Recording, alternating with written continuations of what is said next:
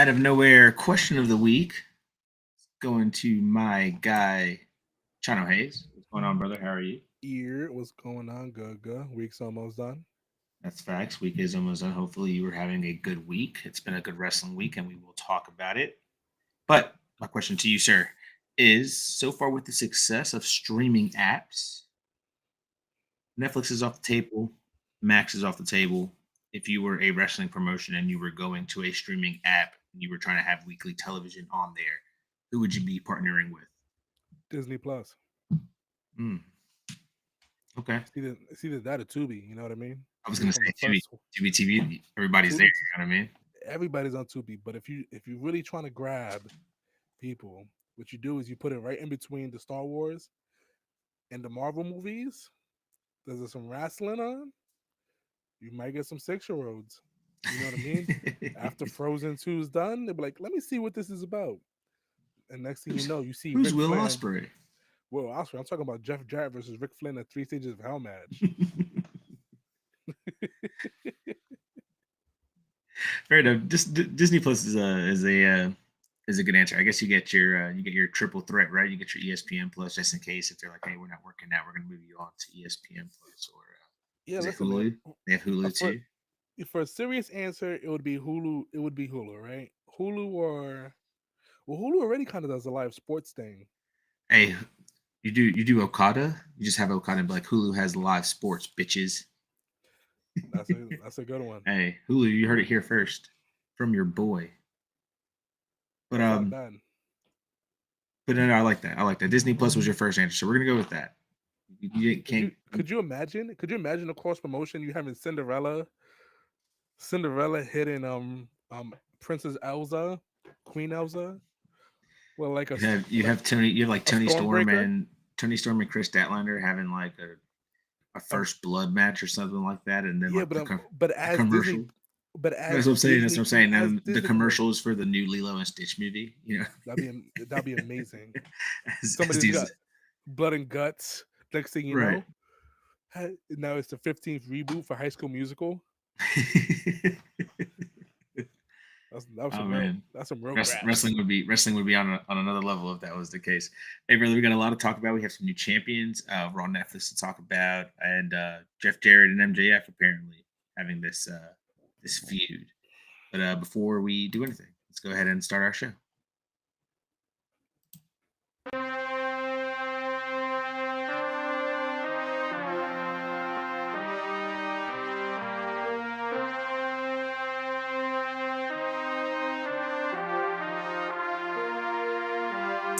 Four sides of the ring, four sides of the ring. Everybody out here got an opinion, your ego shall die in the ring. If the debate's getting heated, we heating, you know it's been fire in the ring. We them guys in the ring, leave with your pride in the sling. Four sides of the ring, four sides of the ring. Everybody out here got an opinion, your ego shall die in the ring. If the debate's getting heated, we heating, you know it's been fire in the ring. We them guys in the ring, leave with your pride in the sling. Four sides of the ring.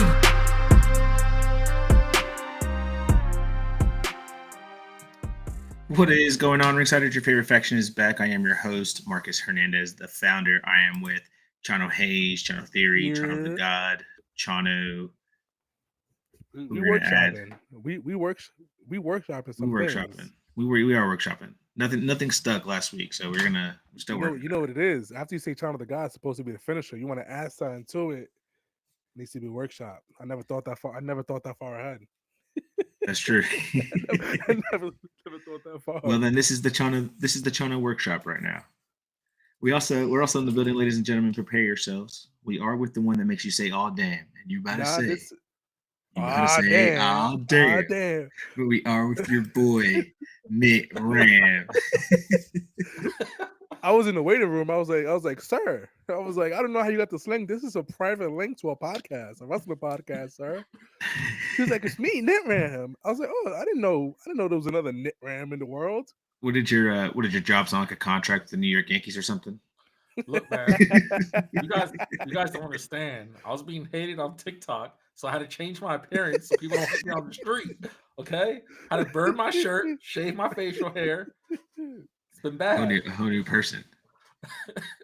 Is this what El Triviador looks like? Is this the unmasking of El Triviador? I don't know what he looks like, man.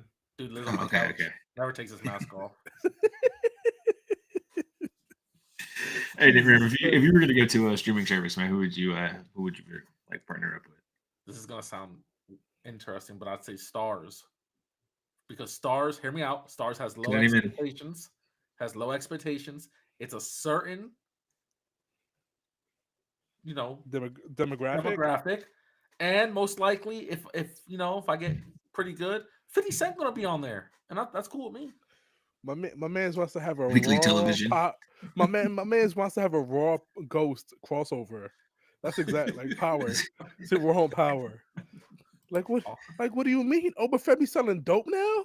It's gonna be He's selling it's gonna dope for be Tyreek. special guest ring announcer, Little Meech. You know, Oh from my BMF. god! He said, "I'm not gonna hold you. I don't think Hulk Hogan would watch." Yeah, we're anti-Hogan program. You just say his name and man.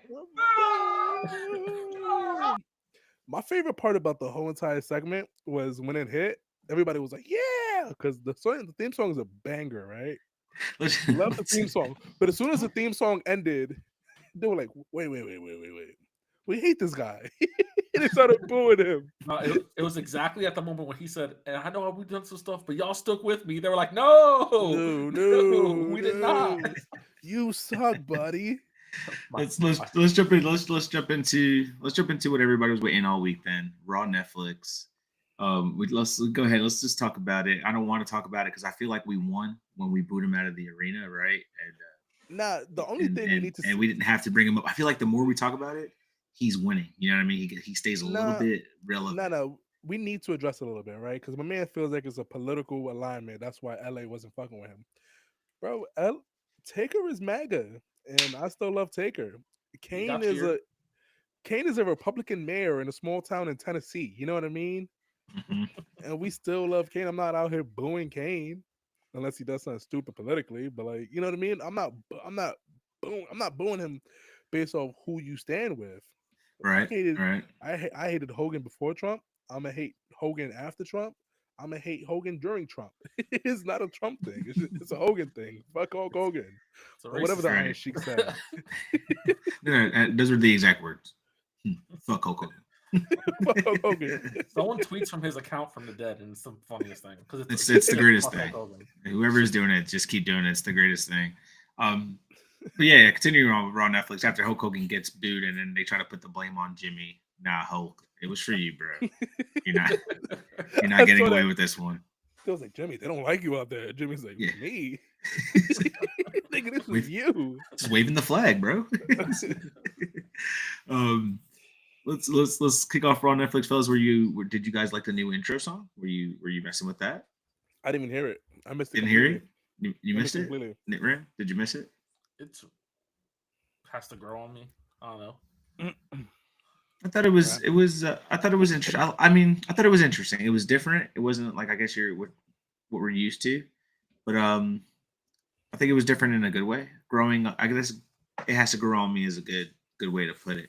It sucks that you missed it, China Hayes. It's okay, but you know what's funny? I was waiting for it. Like I had it on. I just didn't hear a theme song because I thought they were gonna let Travis Scott, kick off the show with it live. But when the drapes come down, it's the one. It's the only. It's Papa H. How cool? That's what they call him. How cool was he? He was the coolest. He was the coolest guy. He's the coolest guy in the room. I looked at my wife. I was like, "How cool is this guy?" That's facts.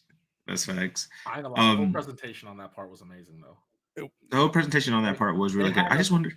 They had us watching the video through a camera on the Megatron, like we were in the crowd, and then switched over within maybe like 30, 45 seconds in, and I thought that was the coolest feeling because I was like, this is a cool little angle. And then all the way to the drop and the reveal Triple H, that whole presentation was really good. Cool as shit. I wonder if he was just sitting there the entire time, and like if something went wrong, he couldn't go nowhere, so he was just pacing back and forth in the ring because he couldn't do anything. Because if anybody saw him, then I wonder how. I just want to know how long he was holding that pose for. You know what I mean? Well, man, just start cramping. That's that is facts. We have some people in the chat booking like a mark. The highlight of the Hogan segment was the end when he was limping to the back and his shirt was hanging down like a skirt. Yo, my man's was struggling. He was like, yeah, brother. I was like, "Ooh." We got our guy Tanyas in the building too. He says I feel the same way, but I will say as a wrestling fan, I did feel a little bad for the dude. He did give a lot of wrestling. Brother, this Oh, guy let's- gosh, stinks. no, we don't feel bad for Hogan. Man, boo! we don't feel bad for Hogan. Yeah, not at all, not at all. Jordan I'm Kirby's texting- also in the building. I'm texting him Oba and personally. Giulia. You suck. They say Oba and Giulia are the future of the WWE on the main roster in 5 years, but it's Roxanne and Trick's turn. Jordan, we're going to get back to that. Nick Ram doesn't think Trick Williams is anywhere near the main roster in 5 years, maybe in 20 years, he says, but who knows? He'll become a fan eventually. Let's continue on with Raw Netflix, fellas. Travis Scott smoking some J's up in the stadium. Jey Uso said he wanted to. Triple H said he thanked Jey Uso for not doing it, for just saying no. But Jey Uso never stated that he said no. In the thing, he was like, I wanted to hit that. He was like, Travis was not passing that. Could you imagine that Jey Uso smoking a joint with Travis Scott? Weed With sales all just little go. kids just eating. Yeah, weed sales go up. You see a 6-year-old. I want to smoke with Jey Uso. The next thing you know, WWE has their own dedicated line of brand of joints. The Yeet Rolls. The Yeet Pack. The Yeet Pack. The Yeet Pack. If you ain't eating, you ain't eating. Jesus Christ. Like, how many preteens are getting high these days? It's an epidemic. Oh man, honestly, Chance, I know you're one excited. A lot of other things could happen. Rhea Ripley is now the new and once again women's world heavyweight champion, and I know Chance is like, let's go, we're done. But something tells me Liv Morgan is not done. She's gonna try to come back and get her title because Judgment Day has to be on TV, and it will forever be on TV. My thought process is they still got a book Saturday Night Main Event, right? So that rematch is going to happen at Saturday Night Main Event. Mm-hmm. It's an entire little bow in that. And then you get the next thing for Liv, which is probably Becky, right? You would think it's Becky. Then you go into Mania season for Rhea. I don't know who a WrestleMania opponent looks like. Everybody says EO. I don't see the EO vision, mostly because EO's last reign was disappointing. Rhea's last reign was disappointing. We're just gonna have two disappointing people just face each other and hope for a least disappointing championship reign. And the thing is, Rhea's a face now. Mm-hmm. There's not enough, and you have a mid-card title for women now. You know what I mean? I have a really good. The pool of your women is smaller now to actually choose from. So it's like, who's your next heel main eventer? For Rhea, For Rhea. For Rhea, I mean, you always have you have the one that everyone wants to call when she's ready for a title of Charlotte. You want a Rhea Charlotte Part 3 at Mania? What if you turn Rhea heel? It don't miss. You can't turn Rhea heel. Rhea by herself is a babyface. Bro, she got rubbed by the Undertaker. She's not going heel. Yeah, not even the Undertaker, bro. People. Yeah, I guess you're right. She did get the passing of the torch from Taker. Bro, even with Dom, when she was a Dom, whenever Dom was talking boo, Rhea talking, yeah. She did kick my dude in the Giulianis. That was not fair. You know what I mean? Like, he didn't deserve that. You know, that wasn't. Dom is an innocent man.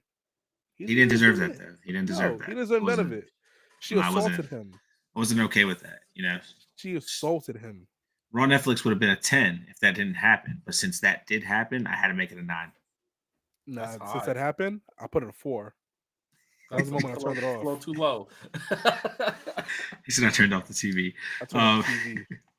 But yeah, we have congrats to Rhea Ripley. We had 4 matches in 3 hours. The Rock came out. Did you pop as soon as he kicked off the show? For the intro, and that was it. Yeah.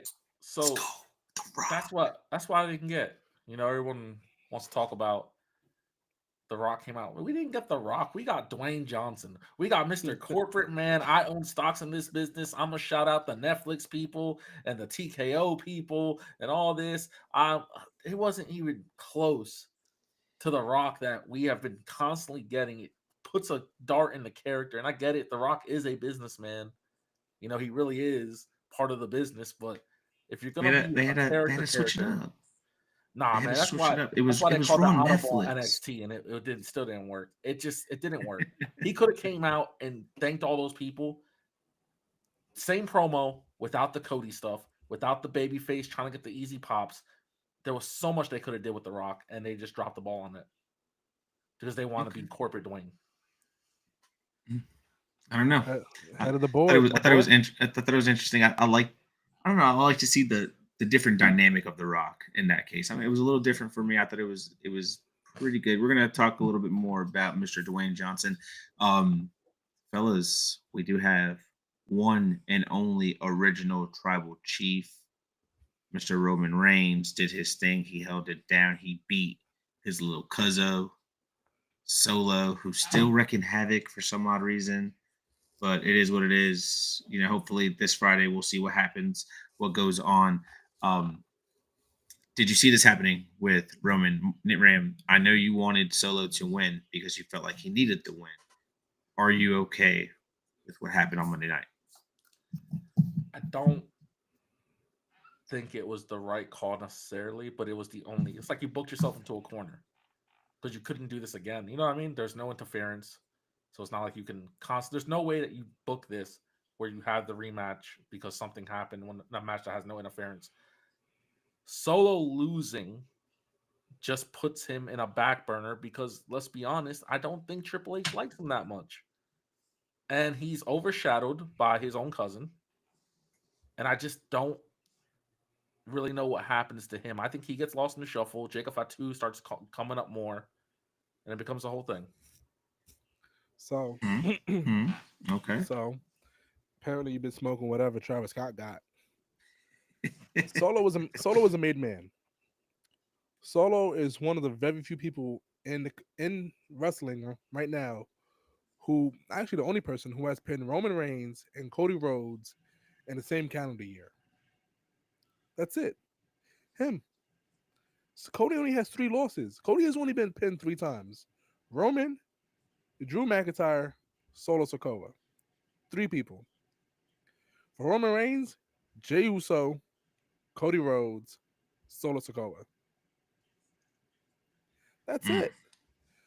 Solo's going to do what he said he was going to do. He's going to acknowledge Roman Reigns as a tribal chief and face the backlash and get his ass beat by Jacob Fatu. As he should. Because Jacob's him. But it doesn't bury him in a sense. He's still going to be at the top of the mid-card picture or in the bottom of the main event picture. But remember, Roman isn't wrestling full-time. There's still a space for Solo to operate in. And Solo really came into his own the last couple months in the promo.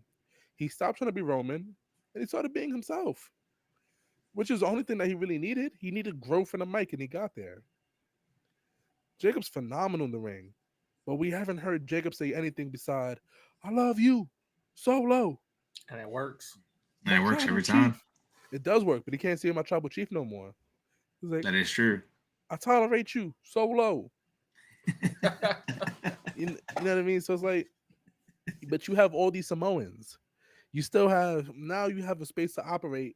If for Rock to be like, you failed us, don't worry, but I'm still the high chief in real life. We're not worried about no tribal chiefs. I'm the high chief. And just handle his business. You know what I mean? Tama and Tonga, I mean, they were bound to be a tag team on their own anyway. They were never meant to be single stars.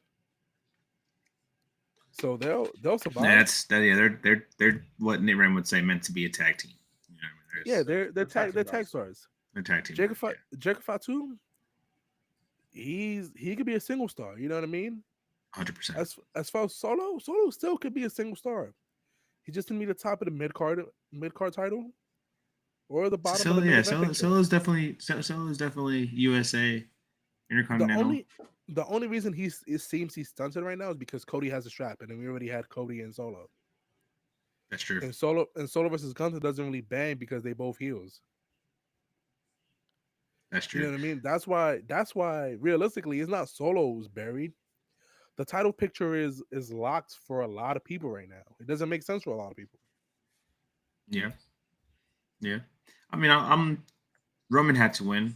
You know what I mean? I like the fact that what Niran came up with. If you want to build Solo and you want to do all these things, Solo's we say this all the time. You know, Solo's one of those guys. He's still young, so he's plenty of time to build his character and become one with whoever he needs to become one with. But he'll get there. But putting this on Roman was the right call because now this puts something in Roman's head. I still feel like this was all part of the plan. There's something bigger than this, and it's an inside job. Just can't pinpoint who it is because Paul Heyman does an incredible job. Can't his poker face is amazing, so you can't ever tell. Jimmy's poker face is amazing because you don't even see it, so can't even tell. So I'm just trying to see where it all plays out and how it goes. Kevin Owens is dipping his feet back in with the bloodline now too, so we'll see. Overall, Raw Netflix fellas, 1 out of 10. What were you truly touching up on that? Just touching up on that. Kevin Owens is the biggest hypocrite in wrestling. Yeah, we know that. Biggest hypocrite, dude. I was like, my dude's issue with everybody is how you gonna help Roman out? Like a Solo wasn't no one whooping his ass back in the day with Roman Reigns. It's just months ago, bro. It was it was Roman's calls though, You know what it is? And in his mind, he was like, you know what? He was like, right now it's fuck Cody, and Cody helped Roman, so fuck Roman. So even though Solo was beating my ass on his own accord for months on end, I'm gonna still help this guy out because it's still fuck Roman and fuck Cody. That's true. Why though? That's true. WrestleMania, we're getting Sammy versus KO again. Watch. I think so. There was 3 takeaways from Raw Netflix. Were you guys a little upset we didn't get the debut of Penta? Are you okay with next week being it? No, I'm okay. I'm okay with drop next week. Show. Drop the show on value. Were you cool with the last one? Not it being a last man standing match for the women's title. Apparently it was never a last woman standing match. That was just a made up graphic somebody posted and we just ran with it. Okay, and apparently it was Logan Paul was actually supposed to be on television. It wasn't supposed to be a vignette. Were you guys? I don't like care his for Logan. promo. He said he's a full-time wrestler now. So let's see how he did say he's a full-time wrestler. I thought he was one of the guys in the crowd. I might be. That's what I'm saying. But he was supposed to be cutting a promo in the ring. Apparently, he was supposed to be on like actual TV, cutting the promo on television. Hey, him and Braun Breaker might cook. You never know for the Intercontinental Championship. Undertaker just taking a lap around the ring for no goddamn reason took away his mic time. There were so many pointless segments in here that just and John Cena declared for the Rumble. Yes. So there was a lot of good things that are on Netflix. That could have been a tweet. Was the show entertaining? It was, but could it have been better? Of course. You know how you do that? Oh. Add another 2 matches. Why am I getting 4 matches in a 3-hour thing? And they're trying to reel everybody in. Overall, with the presentation of Netflix and their debut episode, were you happy with what you saw on Monday night? Let's start with Niran. 5 out of 10. Oof. Okay. China? He might just be hand, but I think it was a solid 7. I think it was Raw. It was a Raw episode with The Rock coming out to sell the product for people who are already watching it. John Cena to come back and be like, yeah, guys, I don't deserve a title match because I'm a loser. Mm-hmm. But I'm going to do the Royal Rumble anyway because people hit the lottery for less. Facts. And then Undertaker is taking a lap around the thing. Hogan being a POS.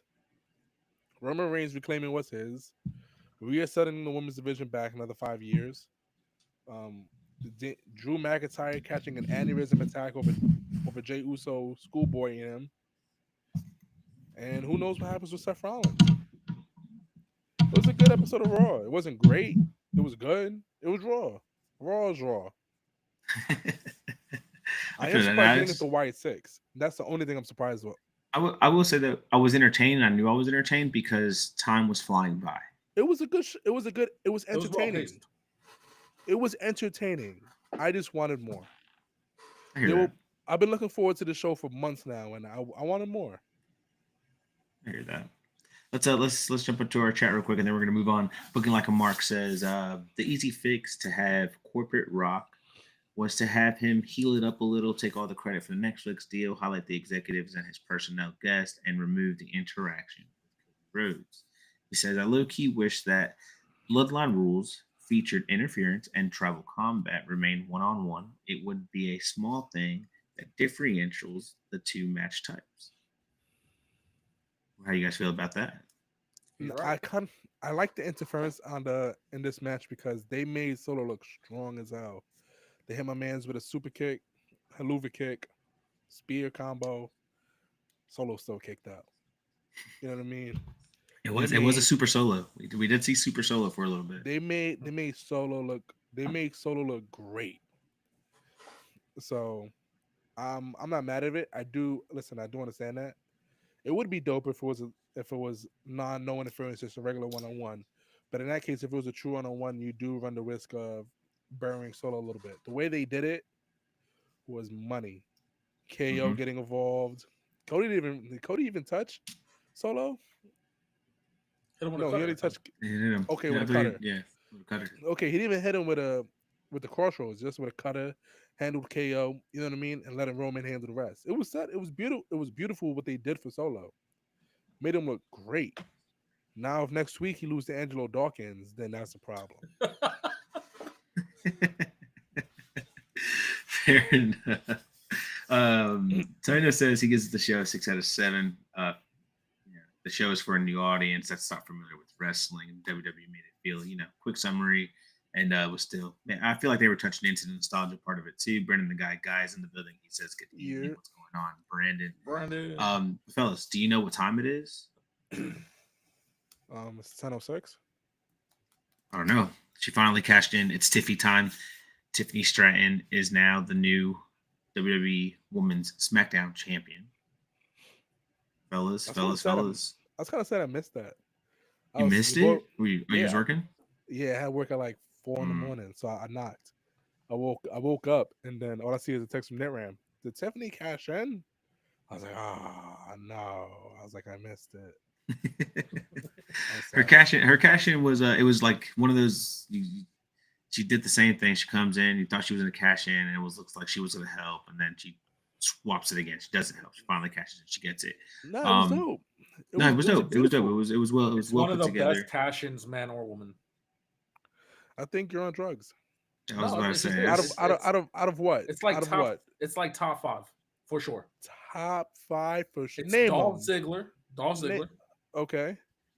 Daniel Bryan, Okay.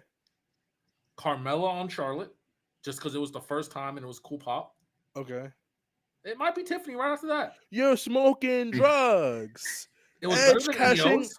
It was not better than Edge Edge's cashing in the Elimination first Chamber. time. Jesus Edge Christ. Elimination Chamber.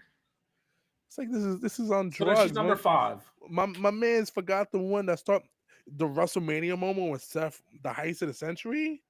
The high CL, yeah. What a lot of people consider to be number 1. And you leaving that for Tiffany Stratton? What is this? One of the best. Mm. One of the best. Right, Was it take out good? Carmella. Yes. Top five is It was a doing good one. drugs. It was a good one. I don't know. Yo, Marcus, I I don't don't know. know. I don't know if the Brendan the guy says the Bailey cash in was better. No. It's like saying Listen, you like all I'm- Alexa Bliss's cash-in. That was another garbage one. Guy Yo- says Edge, Daniel, Seth, Dolph, Bailey. Yeah, I don't know if the company drug test, Marcus, but we got to send one now to Winston Salem. We gotta drug test Slow that down, one. bro. Someone is gonna Just drive it out to him. There's another reason why I'm jealous of Tiffany Stratton, y'all. Pee in this Just cup. because she had the best cash-in. Not even say nothing. It's just Right. me, Bojangles in one hand, pea cup in the other. Just go straight into his apartment. Make breakfast for just me, not him or Brandon. Pee in this cup. No, Brandon's man snarky, bro. If I just pulled in with no food for niggas. Oh no, well, I can't do that. He's cleanly shaved now. I'm gonna go in there and be like, never mind. I was looking for Nick Ram. Got me. Not yet, but he's on drugs. NetRam's Look. chat in the chat. Write your top 5 Maybe, and maybe it's because you recent on years, drugs. the Money in the Bank has sucked. Maybe that's it. And this is the best one that we've had in a while. It wasn't the best one. It was the moment leading up to it and how Nia was treating her. That's what makes it seem so good. But in reality, it was a It good was cash perfectly in. It was executed. good. It was I a liked good. EO's last year. It was when a they good came cash down, in. when they were fucking them up with the chairs and the briefcase. What's this? Is this still a successful 100% rate for women's cash ins? Women, Correct. Yes. Yes. It's crazy. Here we thought. We knew Tiffany wasn't going to be the first one to fail. But we'll see who it is. We don't know when that's going to come. What do you guys expect out of Tiffany right now? Now that she's women's champion, what do you expect for her out of this run and she drops the strap at to Mania. carry this roster? She drops She's it dropping at at Mania. Mania or Okay. sooner. She's not. The people Money in the Bank winners don't typically hold the strap for long. Typically, they really don't. Right? It's supposed to reward you, give you a taste of the gold, see how you do, and that's that. I think Io might have the longest reign for a Money in the Bank cash-in winner. I might be wrong. I'm just spitballing off the top. It really might be Io. Could have been Carmella. I'm trying to think of how long her reign was, but she had Because it for a good minute after she cashed in. I think it's crazy that it's a reign. That's like a stat. How long did you hold the Money in the Bank? No, You no, didn't no, hold it not- longer than me. No, I'm not talking about how long she carried. I'm talking about after the cash in, how long they How long they had? Okay, how long they held how long they held the championship.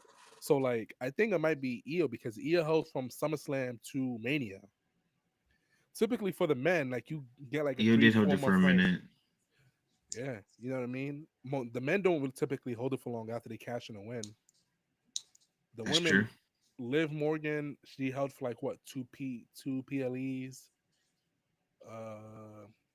Io held for months. I don't know who was before Liv. Could have been Bailey. Bailey. Could've been. She probably did hold it for a little while, but you know what I mean. So it's like I don't expect her to hold the strap for long. I feel like this is a thank you for what you've done. This is instant gratification with the fans. You're gonna have a WrestleMania match for the title, and you're gonna drop the strap. Brendan Guy says we're coming up with topics for 3-count trivia. Oh man. Fellas, with that being said, I want to know the United States Championship is held by Shinsuke Nakamura. He's a heel right now. I want to know who's the right face to dethrone this man. Who do you think they're going to use? He had a match with Andrade. Andrade comes up short. Who do you think is going to be next? Is it a Carmelo Hayes? We're going to turn him face, or should we keep him a heel? Or do you think Andrade is going to try one more time and get his hands on that gold? What do you think, China? I'm trying to think about the SmackDown mid-card division right now, and I'm drawing a blank outside of Santos Escobar, Andrade, and Carmelo Hayes, and LA Knight. I guess that's the mid-card division. So I think Andrade falls short. I think Andrade is just going to continue doing his thing. Shinsuke hold this to probably Mania. I guess he's Shinsuke holding this till Mania. Give his Mania match against who? God knows. I don't know. I genuinely don't know. The SmackDown Joe Hendry is. Please no. Oh, that's gross. That's disgusting. I don't wish that I'm worst enemy. It's just if we're talking like face of baby faces.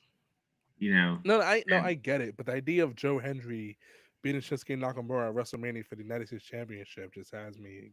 It could be at Royal Rumble. I don't see. I don't know. Is there anybody? I don't want it to be Joe Hendry. I was just throwing a name out there. Is there anybody ready to hold the U.S. Championship though? I think Andrade is ready. Honestly, Andrade and Melo. That's the only two people. That's your two guys. Oh, my boy Jimmy, if he didn't get hurt, he definitely would have been ready. Yeah, Jimmy. There's also Jacob Fatu is ready. Jimmy needs to be able to hold a 3-star match first, and Jacob Fatu is still. My man got nothing but bangers. What are you talking about? Single matches? Mania match? Yeah, bro. Dave Meltzer said he doesn't even rate the matches. They're so good. Yeah, Marcus was wearing rose tinted glasses. That's what happened. Jimmy's the better wrestler. I don't care what anybody says. Now we got to get 2 piston cups. It's crazy out here. Son is in the North Carolina area. But no, yeah, you're absolutely right, man. If you think about this, the SmackDown's mid card divisions, who's really in it. Jacob Fatu's in it, but he's a heel, bad guy. So you can't. I mean, you can do it, and it would make sense. I think him and Shinsuke would cook. I think that'd be a hell of a match. Did you guys see? Tanahashi said before he retires, that he wants to wrestle Shinsuke one more time. Do you think he will? They probably let that happen. You think Shinsuke would drop? Do you think Shinsuke would drop the United States Championship to Tanahashi? Tanahashi? Hell no. To be fair, Hell. John Cena also said he wants a match against Tanahashi, so I feel like they're all just gonna pay each other a favor. Tell John Cena to relax, bro. I'm not gonna hold you. That'd be pretty fire. But I'll tell you one thing about that card though. There will not be an AEW talent on that card. Bro, I'm when it not- my happens. my man Tanahashi just needs to be a chairman, but the knees are like buckled now, and they're just not okay. He just needs to I'm not- relax. I'm telling you, WWE's gonna embargo that card, and there will be no AEW talent on that card for nothing. You're gonna get Omos versus Gabe Kidd, and you're gonna love it. Probably would. with the booing of Hulk Hogan on Monday night, man, and Tyna was in here earlier saying he felt bad. I didn't feel bad, but with the booing of Hulk Hogan and all the slander that's came out of like about Ric Flair and all these other legends that we've watched growing up that people looked up to, right? Fellas, I want to know who are the legends now that wrestlers are looking up to? You know, who are those guys that can go to, you know, when somebody's in the locker room? I think of like maybe like a John Cena or Daniel Bryan, but they're still wrestling, right? They're legends, walking or living legends. I guess everyone's a living legend. Let me not say what I said about Ric Flair, the late and great Ric Flair. He killed them all. But that's my question. Who are the legends that are, you know, guys are looking up to now? You know what I mean, guys? Like if you have a question and you want to go talk to this person, I think, you know, you have maybe The Rock, Taker, Who's Stone hitting the Rock Cold. up with a? Who the hell is hitting up the Rock with a wrestling question? Ethan John Page. Cena hits up the Former John. related- I'm sure John Cena was hitting up The Rock Yeah, for some promo related advice. thing. Yo, could you imagine him at the Rock like, yeah, could you help me figure out my snap mirror? The Rock's like, oh, give me a couple business days. I gotta figure out what a snap mirror is. Go to the Rock's for wrestling advice. Okay, so what legends do you think wrestlers are looking up to right now, trying to get advice from? And Taker, Stone Cold, Kurt Angle. Kurt, yes, heavy on the Kurt.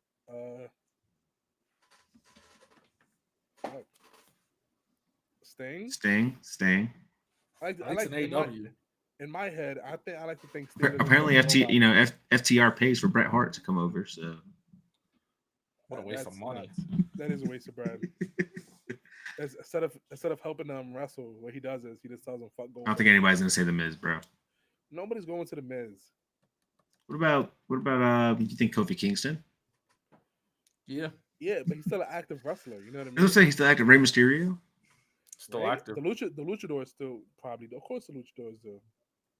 You definitely going to Paul Heyman. 1,000% they're going to fucking Mr. Paulie. Paulie's the goat, bro. I love an important Roman Reigns match. When What it's about- a near fall and what Paul about- Heyman's what just about- crying in the corner. It's amazing. What about Goldberg? Yes, For what? 1,000%. How do I break someone's neck? 1,000%. AJ Styles. 100%. Yeah, Are you going to advice for AJ Styles or John Cena? AJ Styles. Depends on what I need. Do I need promo Who you advice? taking advice from, bro? What advice do I need? It's AJ whatever advice. What advice do you want? You want If I wrestling need advice? promo- If I need you want promo business advice on advice? how to work a crowd, I'm getting John Cena. But if I need in-ring advice, yes, I'm going to AJ Styles. Taina says Jamie Noble. Wrong Jamie answer. Noble. Who is this nigga? Respected Jamie Noble. All right. Here you go. Ready? You taking advice from Goldberg or Batista? Batista. Watch Martin being hater. No, Nah, he's gonna be I think I am Batista on this one because it's like Goldberg's really bad. What's Goldberg gonna tell me? You know what you should do? Refuse to lose. That got you far. That got you far.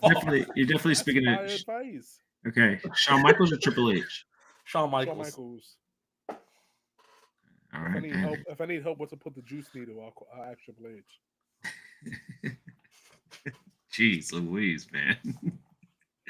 All right. Let's see who we got here. Okay, we got you gonna take advice from Gregory Helms Jesus Christ. or the Boogeyman? Boogeyman. Gregory Helms. I'm gonna get you.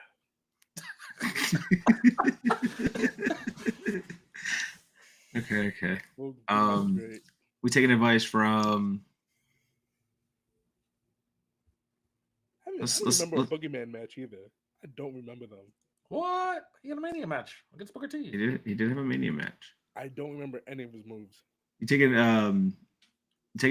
advice from Shawn Michaels or Taker? Shawn Michaels. Shawn Michaels. Shawn Michaels or Shawn Cena? Michaels. Shawn Michaels. Shawn Michaels or Kurt Angle? Shawn Michaels. Shawn Michaels. Shawn Michaels or Eddie Guerrero? Eddie Shawn Guerrero. Michaels. That's the only where it deviates. Then it's Eddie over everybody else. I don't. Could be God. You can ask God for the questions of Earth to get advice from Eddie Guerrero. Well, Eddie Guerrero. You know, they're pretty close to each other now. So. Okay. Sounds like okay. So what legend you thinking? Legends like Shawn Michaels, Triple H, definitely Shawn Michaels, Triple H. People going to ask for advice. Toronto doesn't think The Raw. He's in a perfect spot. He's in NXT where people 1,000% look up to him. I mean, everybody has a super kick in their arsenal. Shawn Michaels has clearly influenced a generation. Okay. You're gonna go to William Regal. Or you're gonna go to Goldust. William Regal. Goldust. Okay. First off, Dustin Rhodes is filthy. That man is. He is. I understand that, but William Regal is one of the greatest to step in the ring. You say that, but every time I saw that man wrestle, I changed my channel. Because you don't like technical wrestling, which makes sense. 1,000%. But Dustin Rhodes, that man is a monster. And I'll talk about legends. Rey Mysterio is no longer on my shit list. My man's wearing the Eddie Guerrero shirt to Raw on Netflix. And I take back every bad thing I've ever said about him in my life. But did you see what he did after? No, I didn't see any. He shared a beer with Hulk Hogan and endorsed his product. It's fine. Okay, so Eddie trumps Hogan for me for tonight. So Brendan the guy says he's gonna go with any producer backstage because they have the inside and outside on the ropes, and they have insights to help you out on both. Oh, they worked inside and outside the rings, and they know the ropes inside and out. So they have two ways of teaching you something. Taino says, "Are you only saying Eddie because he passed?" No, Eddie's the He greatest. says, I feel if he were alive, you would say HBK. No, Eddie pound for pound is the great. You know the greatest thing about Kenny Omega, Will Ospreay, and all those other guys? That Japan, Mexico, American style of wrestling. That's Eddie's innovation. Eddie was ahead of his Eddie started the cruiserweight division and all the other type shit. Like all this wrestling that you love today, all this cruiserweight wrestling is Eddie Guerrero. Eric by Bischoff. far. That was his idea. Oh my, Martin, I'm not entertaining your blasphemy. I'm just saying. I'm not entertaining your blasphemy. Look, I'll say this: Eddie Guerrero is the greatest what if in wrestling. There's no what if. He's just a goat. What if he didn't die? Move this man. He would have retired.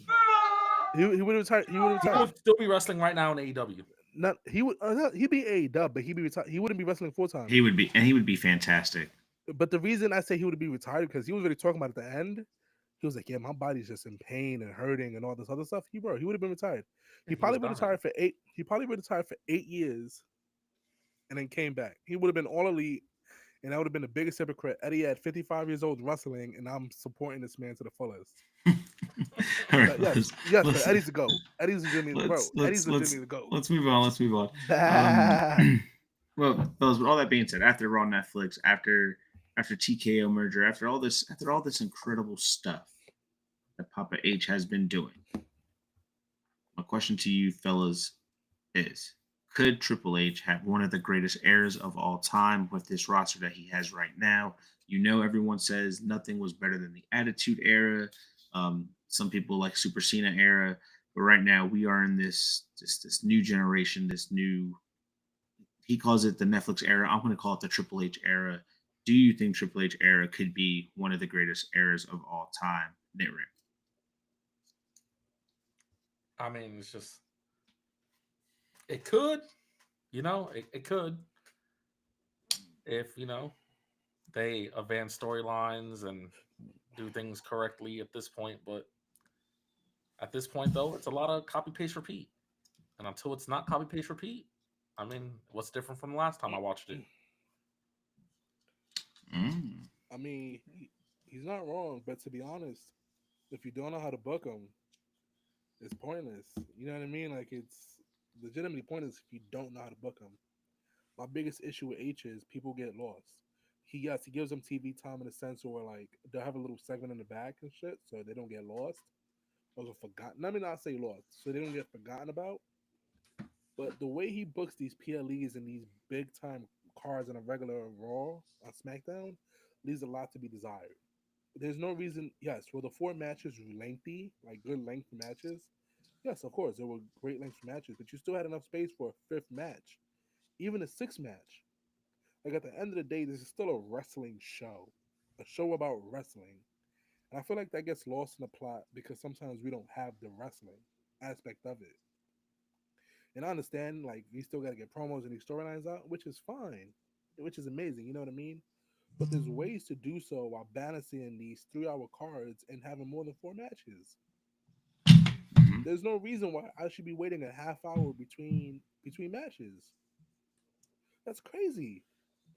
And as a fan, why would I want to spend my money at a WWE show for four matches in 3 hours? Why am I spending $300 on I four think matches?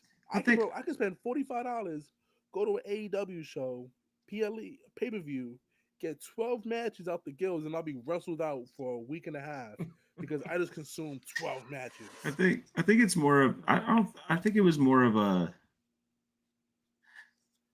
I don't know. I think the show did what it needed to do. It attracted everybody that it needed to attract it. It was new.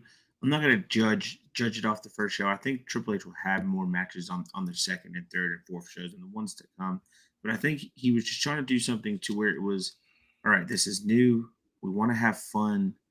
We're going to give you four matches, and we're going to try to show these storylines. But we're also going to end a lot of things because it's fresh. So yeah, we're going to use the first episode of Netflix to end a lot of stuff, but just stick with it, and it's going to get better. And I thought what they tried to do was great. There was a lot of things that wouldn't wouldn't have happened on the USA Network, and I wonder if the USA Network was probably either one like, "Ha, these guys are going to get canceled," but they probably won't because it's a streaming service. And they were probably really, punching themselves in the face because they dropped some money, dropped the ball on this with Monday Night Raw. I say this, I agree with you that they ended a lot of storylines and stuff, but at the same time, you could have cut the whole entire Rock promo in the beginning when he was corporate as hell, still have him come out at the end of the match, and still give Roman a high five and put the Ula Fala on him. You know what I mean? And you can Hmm. cut those 15 minutes away. I understand, like, you ended your major storylines with the Drew McIntyre one is still brewing, but at the same time, like, I understand you're trying to cater and bring new people in, but I still want these matches. I feel like that could have been a backstage segment. You know what I mean? Like you could have showed Roman walk into his locker room and The Rock was chilling there with the bottle of Terramina and the Ulafala. Like, what's up, cuz? And bro, Congratulations. and they took time out to show the Rocks live. Yep, I was about to say that. Bro, this man was just ruining everything he Yeah. set up in the past year, and now you show my man's live on television taking shots with Cody. My man Triple H said, "Oh, you don't want to dap me up on live television? All right, bet. I'm gonna show everybody you drinking and driving." Bro, bro, blasphemy, bro. There was so many. I think I'm frustrated because there was so many pointless segments. There was so many pointless segments that just didn't have to happen, and the show would have been fine. And you could have Yeah, done something I feel else, that. bro. Gunther had a bro, your world's heavyweight champion of Raw, didn't step foot in the ring. My man's was in the back. My Hmm. man's never took off the suit. Hmm. My man's never took off his suit. He was in catering the whole night, chopping it up. Okay. Okay. Well, Triple H, you heard it here first from the residential haters. You have a lot to do if you want this to be the greatest era of all time, because the That's Attitude a Era fact. was cooking. So Listen, all you need is more matches. Stop with these 5 match PLEs. yeah, give us wrestling matches. We're wrestling fans. The only good thing about Triple H's 5 match PLE is that I can go to Target with my wife around the corner, go get some shopping done, and still make it Do back in you, time before the second match start. but before we move on and we take a small break, do you guys agree with what he said? And a lot of people were giving Triple H, shit for it. And Triple H was saying we're not going to hide who we are. We're going to use the word face. We're going to use the word heel. Because these are the things we are, and then we're not going to hide that. Do you agree when he says stuff like that, Nate?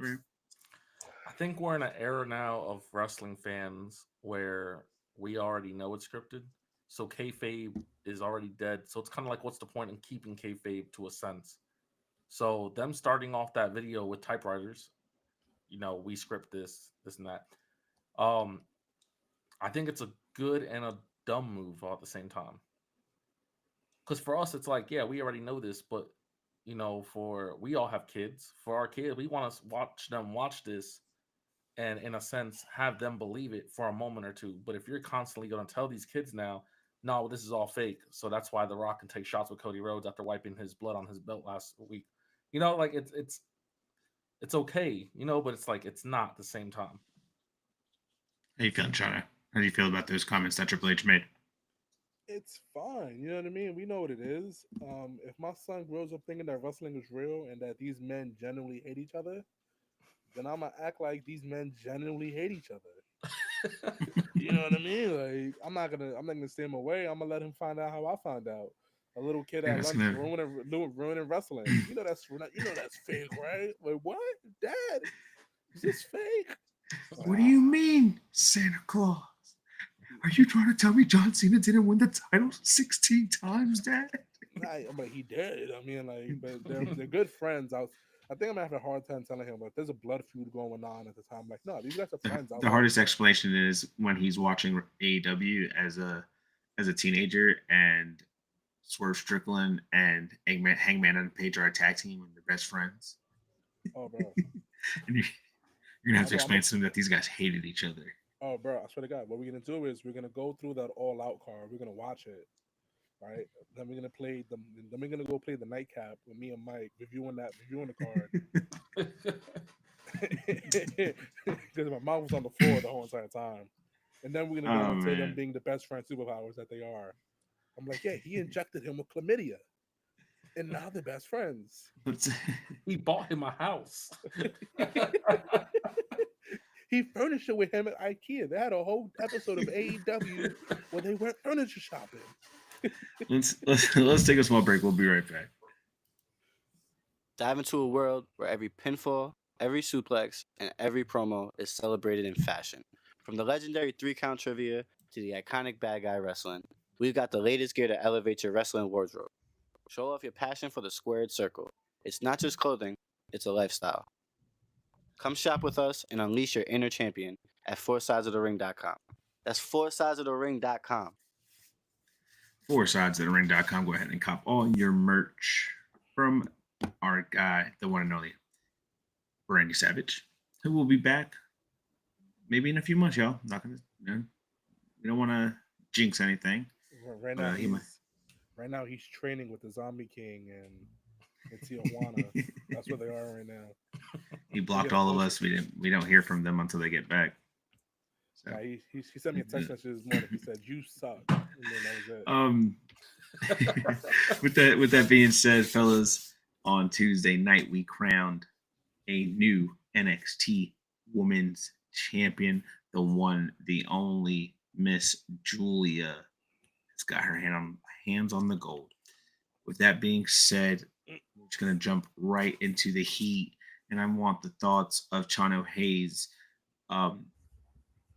because this is one of your first this past year. It's the first time that you've gotten the chance to hear of the name of Giulia and see everything and all the greatness that she has had. With that, what do you expect from her right now with having this title, since she's had such a high praise? One, I think she's gonna hold the strap for about a year, right? I think she's a safe bet to hold the strap for a year. Giulia's in a perfect spot at NXT. Like, she doesn't need to work on her in-ring stuff. It's more like connecting with the crowd connection, mic work, because English isn't her first language, so she has a little bit of a barrier there. So she needs to be able to either get a mouthpiece or be comfortable enough being on the mic. And I think this is a great opportunity for her. I think she's in a great spot. Shawn Michaels knows how to book the women's division. He's he's the best booker of women in all of wrestling. He makes the NXT roster look like superstars from top to bottom. It doesn't matter who they are; they all look like stars. To the point where they come on the main roster and Triple H doesn't know what to do with them. We're like, what happened? How we get lost in translation? You know what I mean? So she's in very safe hands with Shawn Michaels, and she will be fine. The year-long championship reign, and like I said, I just expect her to get better week in and week out. character work, and mic work. That's it. I like that. I like what you said, and your longest cool. Roxanne didn't get to beat Asuka, and that's fine because Asuka shouldn't, none of her records should be broken.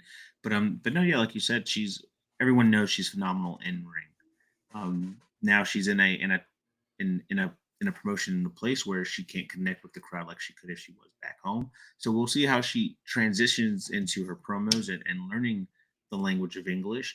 Knit Ram, you're a huge fan of Julia. You've been watching her for quite some time, so you already know her praise. You praise her yourself. She is now NXT Women's Champion. What do you expect from her? I expect the rest of the roster to step up. So, excuse me, and I'm not saying this as in the roster is not good. The roster, because I've gone on record to say NXT has the best women's roster, but there's certain people at certain speeds. I looked at the match that these women had, and they opened the show, and they absolutely tore it down. They set a pace. It was great. I thought each woman did their part. It was amazing. I need that from everyone else who's trying to step up. And I know we're safe because we got Stephanie who's in the mid card section, but I think that's just a cross champion versus champion in the future.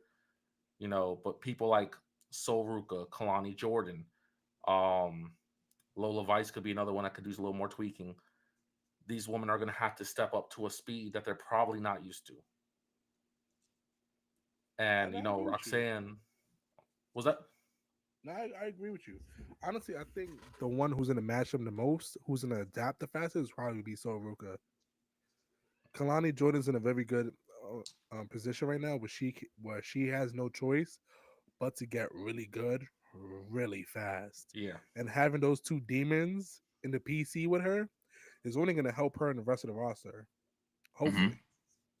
Mm-hmm. Hopefully. And listen, they could be some assholes in the back. No, I don't give a fuck who you two are.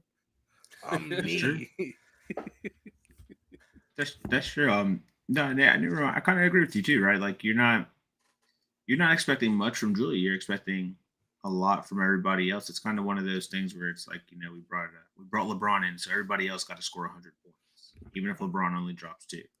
Also, but go ahead. Also, I do have a thing, and hopefully this helps like Julia be able to wrestle down a little bit. You know what I mean? Because obviously everybody you wrestle is not going to be on your level and be able to keep up with you. So I don't want this to be like a Mercedes thing where Mercedes wrestles somebody underneath her and you clearly see the frustration on her. You could see right now Sean's about to set the standard for this women's locker room and women's wrestling in NXT. He already Julia earned this NXT Women's Championship because she didn't just go beat nobody. She beat Roxanne Perez, the prodigy. And now it looks like Stephanie Valkyrie is about to go. Not even looks like she is going to go 1-on-1 with Fallon Henley for that. No. She has to beat Shotzi now. It was like, that's right. They changed it, right? Yeah, it was a dumb segment. It was another like number one. Okay, number one contender, and then Shotzi was like, "No, it should be me." Okay, so Shotzi then Ava was got her number one contender, right? Yeah, right. You're right. And Stephanie's like, I just beat 3 other women. So right now we're gonna I guess we'll see if Shotzi can ball. Let's see if Shotzi can hang in the ring with somebody who's fantastic in ring. Not saying that Shotzi is not a great in ring performer because she is, but this is like Ram said, this is at another level. And when that happens, I think y'all are sleeping on Fallon Henley too. I think she could definitely ball with Julia or Valkyrie. So we'll see. We'll see what happens with Julia. Congrats to Julia on becoming the new NXT Women's Champion. With that being said, fellas, what do you think is next for Roxanne Perez, Chano Hayes? SmackDown. Okay, never. The Royal Rumble number 1. I wouldn't be mad at it. I wouldn't be mad at that either. I like the Rumble. I like SmackDown too. But she's definitely going up to main roster. I wouldn't even be mad if they did like a little storyline where they're trying to push her to do a championship rematch clause, and she's like, nah, like I'm just trying to go to main roster now. I finally lost. Well, I'll say that would make sense because when the draft happened, she was like, Ava, I wasn't in the draft, and she was like, champions can't be drafted. Right. So me now. Yeah. so we'll see. Definitely Royal Rumble and or SmackDown. Fellas, came up with a new segment, and I just want to know why. And I wanted to talk to the both of you, and Knit Ram kind of helped with this, so hopefully you can explain in a further detail. But I want to know why people like Lexis King, but they don't like Brian Pillman Jr. One is an AEW product, one is a WWE product. Maybe you guys can help me and the world figure out why we like Lexis King and not Brian Pillman Jr. Let's start with Knit Ram. I mean, besides the booking, right? So Brian Pillman Jr. went into AEW as Brian Pillman Jr., which is perfectly fine. But that was his whole like thing. He was Varsity Blondes. They wanted him to be his dad so bad, and he wasn't ready there. He didn't get over with the crowd. I mean, he had his mother called Methany on live television. It just never worked out for him. Lexis King comes in, and I was always big on him. I was like, guys, Brian Pillman Jr. is going to be great for NXT. He can hang. He's really good. He started off kind of choppy. I'll admit, character work and all this. A lot of people didn't get it. But man, as he found his peak, and he's a perfect example of somebody who couldn't work in one company because he is entertainment, and AEW is not really the entertainment aspect of pro wrestling that people watch.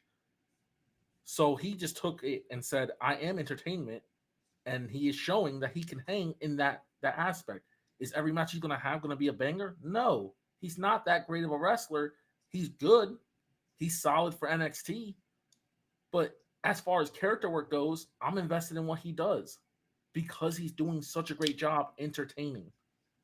And I think that's why I prefer Lexis King over Brian Pillman Jr. Okay.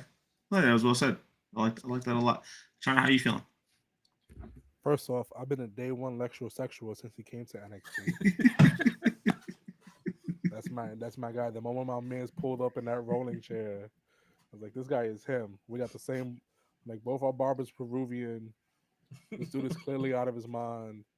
He hates his father. The moment you hear NXT is pulling up to New York, bro, you drop the location for him at the barbershop. For that, yeah. I thought you said me going, nah, buddy. There's congestion pricing. There's congestion prices in the city now. They're trying to keep. They're trying to keep me out of. They're trying to keep me out of Manhattan. You tell him to pull up to the barbershop. No, he's dope. He's dope, man. The one thing about AEW and NXT, right? That's completely different is in NXT they'll help you work on your shortcomings like daily because you live right next to the PC. You know what I mean? So you have people who probably have you on a training schedule of what you need to work on. Meanwhile, in AEW, you're already treated like a professional. Like you should have done your work in the indies. And if you need help, ask for it. But they don't have a dedicated learning course for you. You want to get better, go to a training wrestling school and have their people work with you. Meanwhile, the PC just helps. It genuinely helps. Could you imagine if Britt Baker had a PC? She'd be an actual wrestler. She doesn't need it because she's a DMD. Yeah, she's a dentist, but she still needs a PC. You don't think when she puts people asleep, you don't think she put them in sleeper holds? They're like, can I get the Anastasia? And she's like, I got you. Could you imagine that's actually what happens? She's like, no. I got something cheaper for you. What's your insurance look like? It's not great. I got you. Fucking snapmare, sleeper hold. Puts on the glove and just. Jesus Christ, could you imagine? I'd be so impressed. I'm not gonna hold you. I low key want to get my dentist booked by Britt Baker. We might have to drive out to Pittsburgh. It's like an 8-hour trip. Do another inside the ring with Dr. DMD Britt Baker. Yeah, she's giving me a cleaning. How do you feel about your wrestling career so far? What? What? Look at have the waterfalls on my mouth. I'm just fucking up. Dude, she's a professional. She's a professional. She's gonna answer all your questions. Yeah, whole entire time I'm just gargling the whole episode. Like, what the fuck is this? You gotta be like 6 shots of tequila in to understand what I'm saying. It'd be just like Hulk Hogan's closed captioning. Jesus Christ.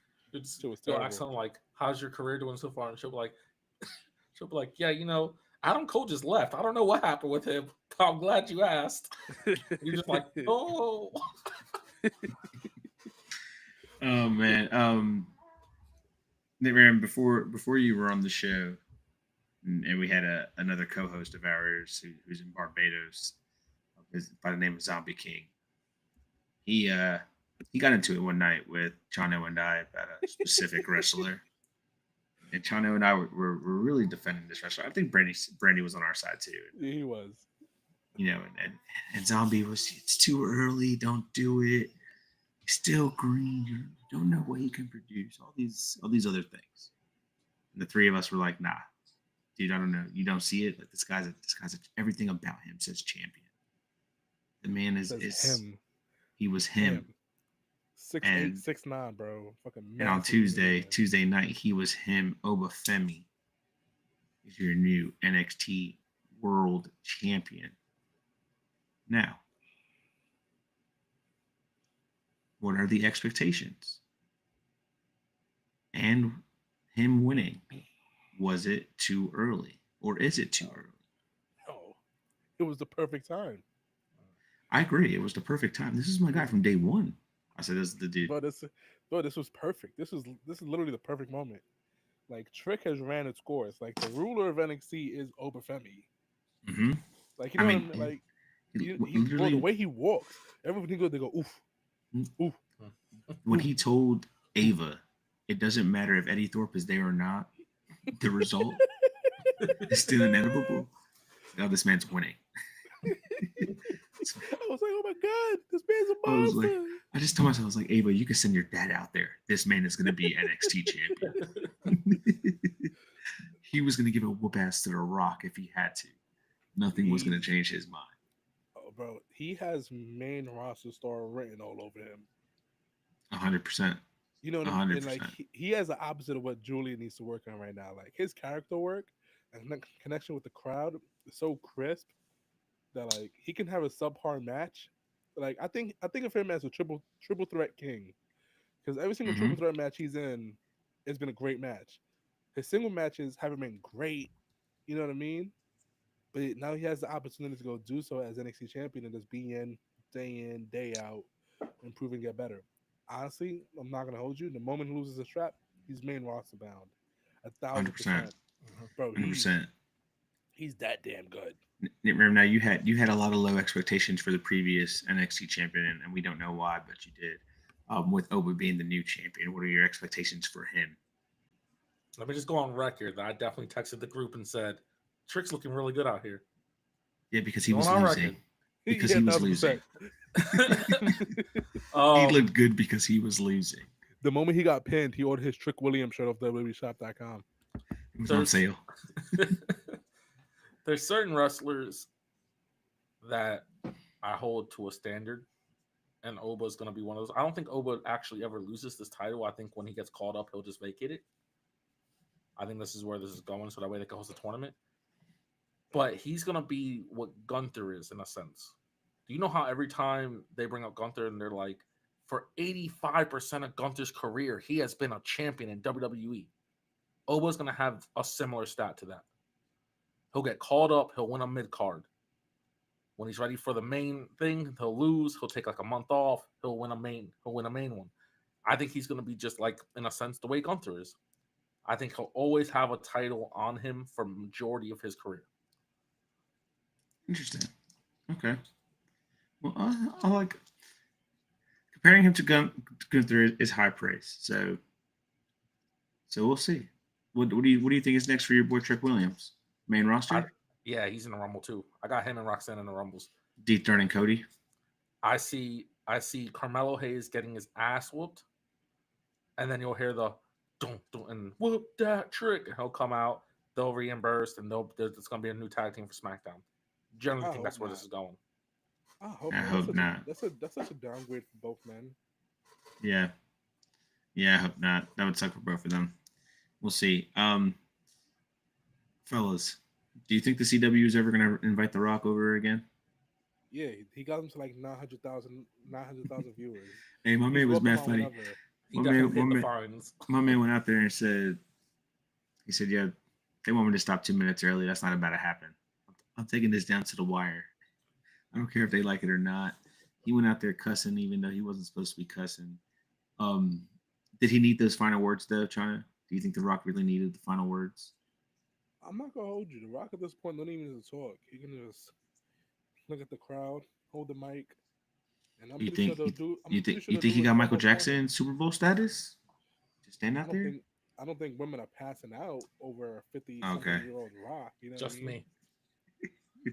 That I believe. But then again, it could be Ludwig, and you'd pass out. You know what I mean? So it's like I don't. It's The Rock. He does what he wants.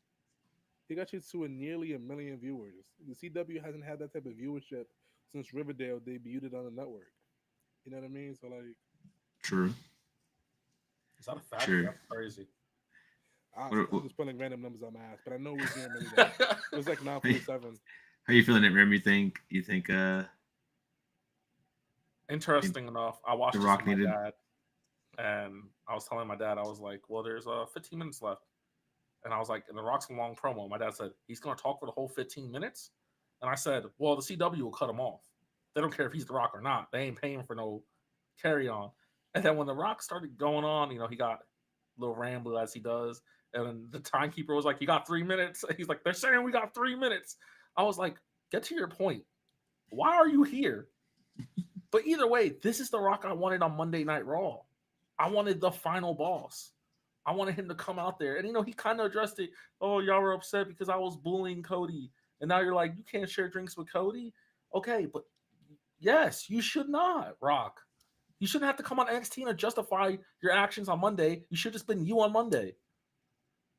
And Ava's the final boss on NXT now. Official. It's official. And she looking good. I ain't going to front. I like what she's doing. Everything. I'm not gonna hold you. If there's Hey, anything to hey, know about listen. Ryan, he's just constantly horny. For the ones that know, the real ones, the original ringsiders who were purchasing tickets when we didn't even have gates, you could just sit right at the apron with us. That's mad funny. My girl Donna the Pebble Johnson has came a long way. Isn't that the first episode? It's our very first episode, yes. Donna the Pebble Johnson has come a long way. Okay, so she really has. She really has. Before we take a break, Bernie Savage was in the building for a little bit. He said the down bad pick of the week goes to Nit Ram for not wearing the wrestling T-shirt he made. And then he also said the IWC made Nit Ram shave his beard off. So. That's crazy. I had a Britney moment, y'all. I was like, why don't they love me? We're gonna. Brandon was baffled. 8:30 in the morning. He was like, "Fuck is wrong with you?" we're gonna take a small break. We'll be right back. What's up, my fellow bad guys? Just when you thought we were down bad, Brandy's here to pick us right back up. Thanks to our partnership with SeatGeek, we got good seats and great prices. New users can score a fantastic $20 off their final ticket purchase by using the exclusive promo code 4SIDESOTR at checkout for any event. That's 4SIDESOTR. Tell them the bad guy sent you. 4 Sides OTR SeatGeek. I'm not gonna hold you. I tried that. I called SeatGeek. I said the bad guy sent me. They're like, "Who?" I was like, "The bad guy." Randy So, Woo. everybody, you know what that means when you hear the SeatGeek ad. Our partners over there love to do Move the Needle. And fellas, this week's Move the Needle is somebody who's just recently coming back. And I want to know, does Kenny Omega move the needle? Let's start with Nitram because he's about to go crazy and be like, "What do you mean does he move the needle?" Yeah, how did he even get to this option? Kenny Omega is a needle. What? Kenny Omega came out. He could have came out and just been like, "Yeah, I'm cleared, but for October," and I would still be like, "Oh!" Like, I'm trying to tell y'all, Kenny Omega is AEW. He is the needle. He is the top. The engine is constantly going hard, bro. He's about to blow the motor. Kenny Omega is the guy.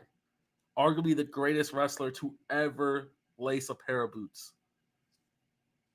John Hayes. Listen, I'm not gonna hold you. Netram has a point. Kenny is, by every sense of the word, him.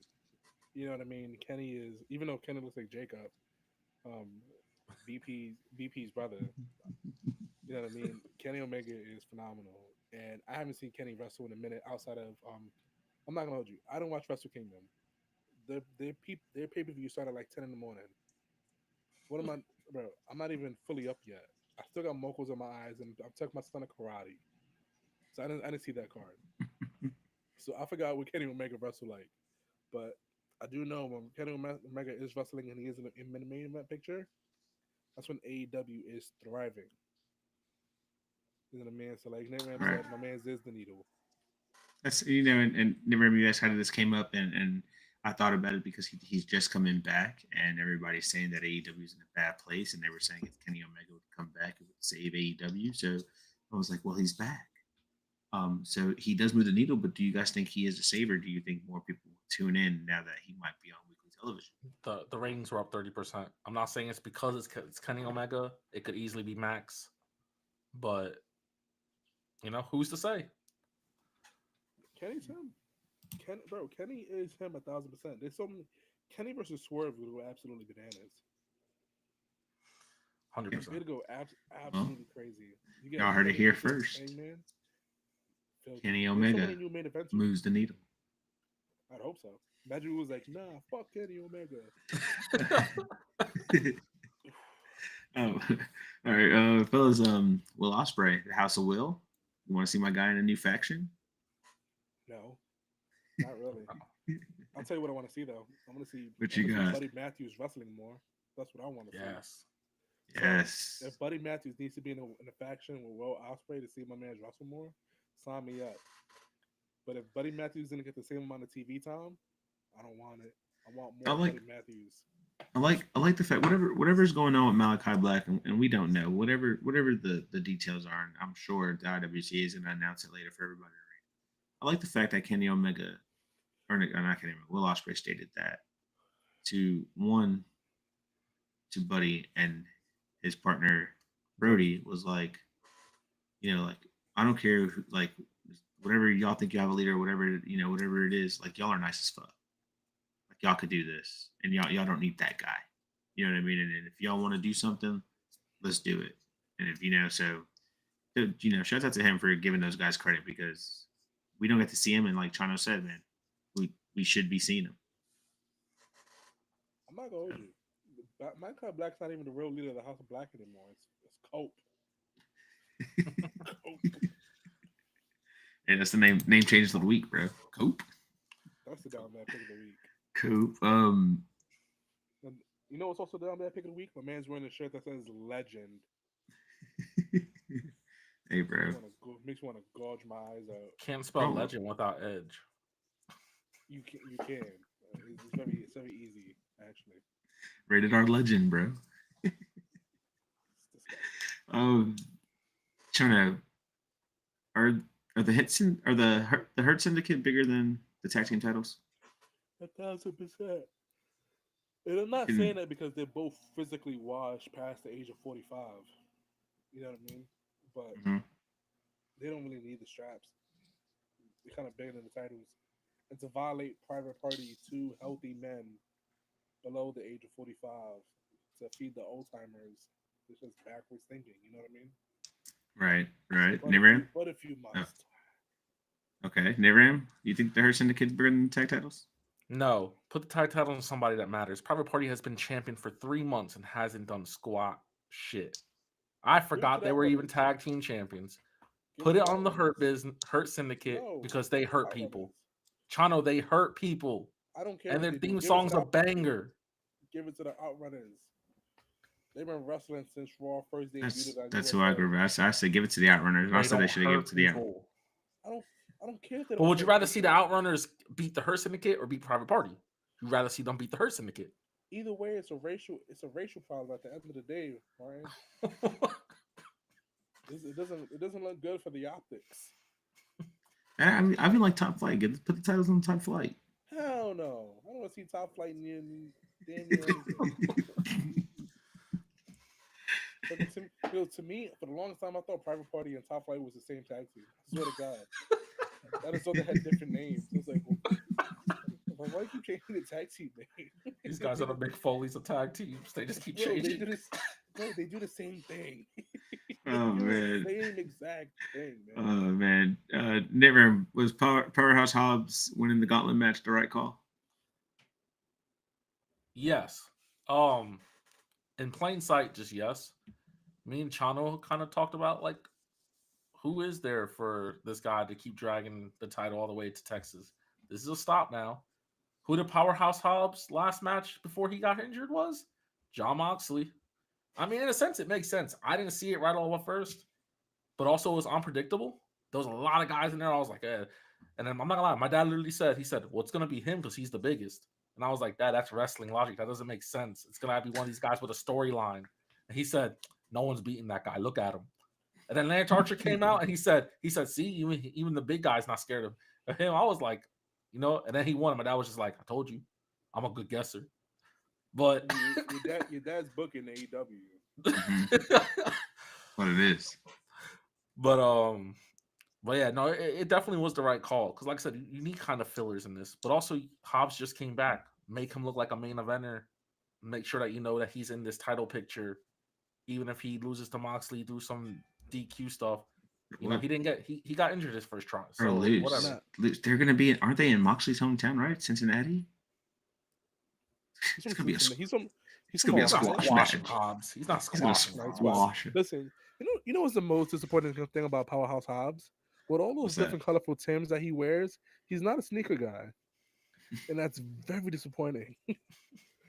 Because me and Brandy, we met him. He said, yeah, man, I love the Tims. Like, I've got Tims, all different type of flavors too. I was like, how do you pick them out? He's like, yeah, man, let's get in the ring and I just do it. I was like, oh, okay. Thanks. Thanks, Hobbs. How are you feeling about Powerhouse Hobbs winning? You thought that was the right call, Chana? Just another body to feed Moxley to Texas. I'm on board with Nick Rand's vision now. He's gonna drag it to Texas, and I hate every single bit of it. I hate the storyline. For good old double. Fair enough. What about Chana? How you feeling? How you feeling about Tony Storm? You did say Chris Dallender was your women's wrestler of the year, so I guess Tony losing was the good call.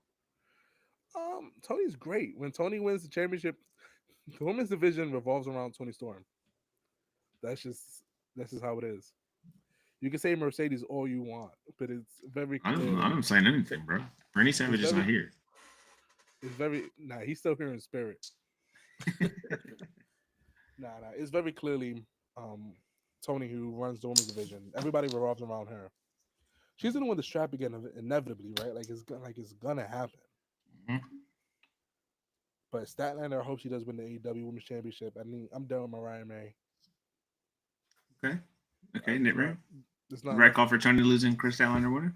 Yeah, because I realized that this doesn't mean that the other two women are not in the match. It just means they're not first. It took me a second to actually pick up what they were fighting for. So Chris is first, which means she has a better advantage of getting a pin before someone comes out. So it was a perfect call. She lost on a rookie mistake. She has like deja vu. She's a rookie. It all makes sense. Tony Storm. Did you like that little video she made of her being backstage, shaking everyone's hands and then asking questions? Did you watch my match? Did you watch my match? Give me some advice. Fucking Daniel Garcia's like, bro, watch your own fucking match. Oh man. Different. Can Jeff Jarrett save MJF's little hump that he's got going on with his career right now? People aren't too interested in MJF. I think Jeff Jarrett is that guy. What is that even about? MJF comes back, and now people are like, what? Like, he has to call everybody Metheny? But yes, MJF's going to be extra heel with Double J. He'll beat Double J. I don't know how Double J gets a title shot, but he's winning at Texas. Christian Cage will cash in at Texas on Double J. And we'll call it what it is. But insanity. MJF, I don't understand. Like, people are like, oh, he's a terrible face. Okay. He goes back heel. Oh, he just makes snarky remarks. He's a whiny guy. Well, what do you want him to be? Like, better. What do you want from him? Better. More. He is better than you, and you know it. Baby. Chana, how are you feeling? You think Jeff Jarrett is the guy to help MJF? I think I wanted to get it going again. Question is can MJF help save Double J's career? He only has one more year, Chano. It doesn't matter. He's gonna retire. He's gonna wrestle forever as AEW World Champion. bro, he's gonna come back in 5 years talking about me and Ric Flair, one final match, 3 stages of hell at Winston-Salem, North Carolina. I'm there. We're I am coming for glad you. there. With I'm the ringside. then at the end of it, you're gonna hear, "I'm refereeing, brother." Hulk Hogan No, is a I'm not there. referee. Then I'm not there no I'm more. still there. Boo! Martin's wearing a Hulkamania shirt. It's gonna be like, or it's gonna be like Russell King when we just started chanting like "fuck that referee." We're like, "Yo, fuck you." That's crazy. Referee's like, fuck me. Fuck me. Fucking say fuck me for? I ain't do nothing. Bro, this referee was just doing her job, and all of a sudden, one person was like, "Yeah, fuck you, Heather," and we're all just like, "Yeah, fuck you, Heather." Jesus Christ. Now I'm not gonna hold you, man. I don't really care much for Jeff Jarrett. Can he still move for an old man? Yeah, sure. But do I really want to see MJF waste a month on Jeff Jarrett? No. For the promos, yes, Bro, MJF's promos is very like you're it's gonna very- die just like your business. Burned right there. You know what it is? He's no longer the number one shit talker on AEW. So it doesn't matter. Well, It's Christian Cage. exactly. But I'm saying, MJF's gonna bring up the fact that only times Jeff Jarrett is ever champion is when he has his hand in the bookings. WCW, TNA. Jeff Jarrett could be the booker right now. We don't know what's going on behind the And scenes. he's gonna be world champion. I just told you, Chano. That's true. That is true. I swear to God, if they let Jeff Jarrett pin John Moxley to become the AEW world champion at All In Texas, God damn it, TK, you might have just saved the company. Because first off, allowing that to be your marquee match in the first place is insane. Then you let Christian Cage cash in. Christian Cage cashing in is going to feed families. Then you end All Out with Christian Cage standing on top of Jeff Jarrett, a retired Jeff Jarrett with the AEW World Championship in hand, and a turtleneck. With his I'm not gonna hold sons you. and his brother Adam Cope. The day Christian Cage wins that world championship, I'm buying a sleeveless turtleneck. Mm-hmm. I'm gonna make one. And I'm gonna wear it. I'm gonna on the make show. one. Let's go ahead and jump into our main event question of the evening, fellas. It looks like all the talking has been done. It's time for the main event. Main event question, fellas, is which of the newly crowned champions will leave the biggest mark during their title reign? We have Rhea, Liv, we have Oba, we have Miss Giulia. Who do you guys think is going to leave the biggest mark during their title reign? And don't forget, we do have a new Heritage Cup champion, Lexis King. That's the one. USA. Jesus Christ, my man starting a USA chant. I don't know. Julia and them NXT champions have a real good shot leaving their legacy. You know what I mean? Tiffany Stratton's only been wrestling for full time for 4 years, 3-4 years. Yeah, something like that. Sis is filthy, so I'm gonna give it to him. I feel like she'll leave her mark and prove that this wasn't a one-time thing and she deserves to be world champion. Rhea, I don't really care much for sis. I feel like her title reign was 6 months too long. The first time she had the belt, just because she's a face now doesn't change anything for me. You know what I mean? Mm-hmm. Mm-hmm. So I don't really care much for her. I would say I kind of agree with Chano. I think it's gonna be Tiff. I think Tiff is gonna show that her coming from NXT, the future is really NXT, and I think a lot of the veterans are gonna have to kind of get on board with this. I think a lot of these new women are gonna come up and start instilling in these title pictures. But Oba is gonna set a standard for NXT as well. So my boy, I'm pretty sure he's the first United States person to hold it. That's all I'm saying. And kayfabe. What? Lexis talking King. about? He's the Oh, first Lexis? US. He's the first US born kayfabe wise. I mean, it was the second time holding it too, right? What? 2 times. No, what are you talking about? No, they took it away the first time because of DQ. Tony D'Angelo is clearly from Staten Island or Chicago. He says he's from Italy. Oh, really? He Yeah, says he's from the yeah. motherland. Yeah. Yeah, That's so gross. that's what I'm saying. It's like the joke is that like it was always like the Heritage Cup was always like somebody who has heritage, and this guy's just hot dogs and hamburgers. You know what I mean? Real American beer. You know what I mean? I wanted to change the theme song. I wanted to be I agree. American. I agree with both of you guys. I think Tiffany is gonna definitely set the mark and show everybody, like, you know, I'm here to stay. This is not a one and done. This is definitely a multiple time. I am definitely a multiple time champion. When it comes to Rhea, it's just like okay, like who are we setting up for you this time? And you know, and then those NXT champions, you know, I want them to set their mark, and you know that they are. Oba's definitely going to do it, and Giulia is definitely going to do it. So, Lexus King, congrats on being a 2-time or 1-time Heritage Cup champion. Admit you was wrong about Lexus King. No, I will not. He still doesn't do it for me. He still doesn't move the needle.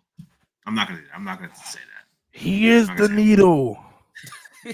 It's Kenny Omega and Lexus King, and there is no in between. With that being said, you'll go ahead and get your plugs. Lexus King and then Kenny Omega. All right, so you can find me on MySpace as Channel Hayes, 2 O's, HAYES. That's my MySpace. Also have an AIM account, which you can find me at CHANCKO_. Also, I don't even know what my man's pointing at. Also, you want to follow the team's Twitter account. It's 4SIDESOCR. Listen, guys, I finally started posting again. I got motivation. All the beautiful wrestling. No ceiling above your success. Listen, you got time to plug your own shit during your time. This is my time, Marcus. It's not my stuff. No, I was putting it because you was like, you got motivation. I was like, motivation. Oh, this guy. Finally motivated to post. A giveaway coming soon. We're gonna give away Martin's beard because we picked it up. We put it in the baggie. So if you want Martin's beard, just tell us why. We'll ship it out to you. All right, and I'm the one that makes them say, "Oh damn, I'm Knit Ram," and then you can catch me on Twitter at NITRAM_4SOTR. That's NITRAM_4SOTR. And I don't know, be nicer to me on TikTok. I don't have TikTok. Why y'all jumping on me? Okay. X people aren't this mean to me, and that's all I have to say. Shout out to the 3 people that follow me because I said Knit Ram sucks. Oh man, you can follow me, Marcus Hernandez, on Instagram, at the founder MH on X. But you already know what it is. Most importantly, follow us on all of our social media platforms. 4 Sides of the Ring podcast on Instagram, 4 Sides OTR. We just dropped a new episode of Inside the Ring with. We were sitting down with the one and only tattoo artist John Slater, who is the owner of Tattoo Revival. He did this awesome Oscar mask on my arm right here, so you guys can go ahead and go check that out. Listen to his story. It was awesome. It was a great time to go ahead and sit down and speak his career in tattooing and his fandom for the sport of professional wrestling. We have a lot more interviews we're trying to line up to get out to you guys. Other than that, we do have 3-count trivia coming out soon. We know we've been slacking on that, but that is still something in the mist. But most importantly, if you are not enjoying wrestling, you're not watching it right, enjoy SmackDown. We will catch you guys next week.